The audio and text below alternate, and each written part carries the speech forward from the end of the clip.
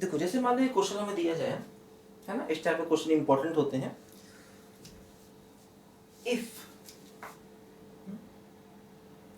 N arithmetic means are inserted between 20 and 80, है ना, and a1 by an equal to 1/3। a1 क्या है, पहला मीन, और an क्या है, nth मीन, लास्ट मीन, है ना।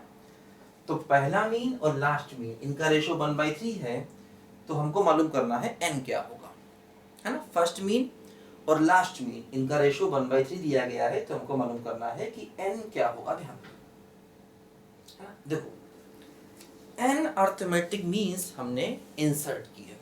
देखो बिल्कुल वही कॉन्सेप्ट है जो भी हमने पढ़ा। ऐसे कि मान लो ये 20 है, ये 80 है, तो a1 a2 a3 से लेकर के an, सॉरी 80 लास्ट में आएगा, है ना। पहले 20 फिर लास्ट में आएगा 80।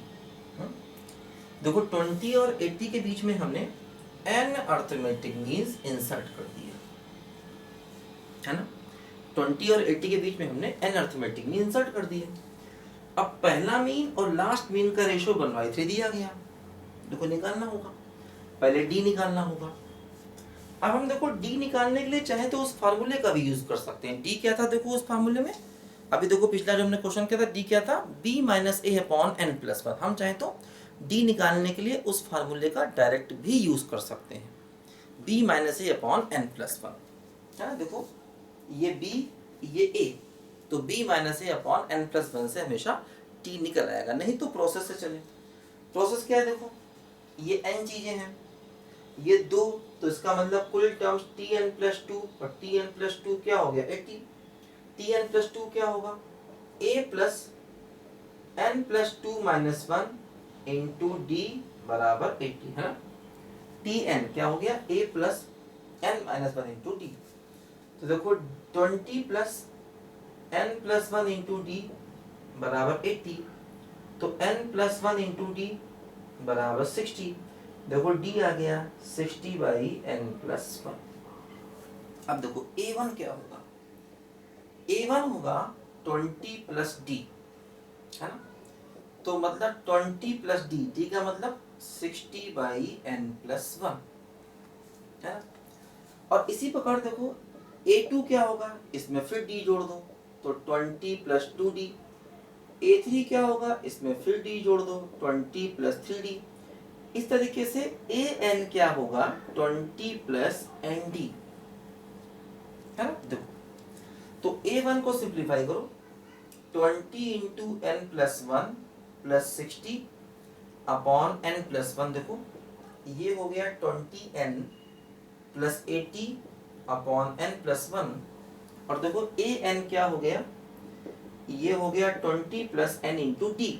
d का मतलब देखो ये 60/n+1, है ना। देखो an को सिंप्लीफाई करें तो देखो n+1 एलसीएम, तो 20n + 20 + 60n अपॉन n+1। देखो ये हो गया 20 + 80n अपॉन n+1, है ना। तो a1 हमारे पास है और an हमारे पास है।